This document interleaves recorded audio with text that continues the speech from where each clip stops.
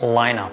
What is a lineup? A lineup is when we take your liner, this is your trimmer or your liner, and you line up around the ear and all the way into the neckline.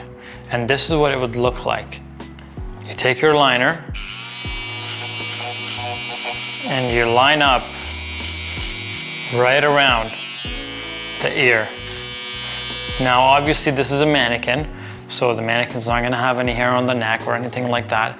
But a client, when we show you how we do the basic haircut on a client, he will have some hair here, and we will go through that to show you exactly what that would look like. But for the sake of the mannequin, you take your liner and then you go around the ear and into the neckline, creating a nice curve around the ear and then a nice sharp line down the neck. You don't want to ever push the line up around the ear too high up. You don't want to create a new line. You just want to kind of clean up right around the ear, leaving the ear nice and clean and making sure that you haven't pushed the line up too far.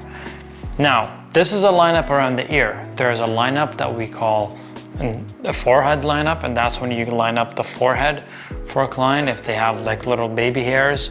And then you can take your liner and then bring down the hairs from the front, and then you would line them up like so. We will show you that in more details when we are working on a real client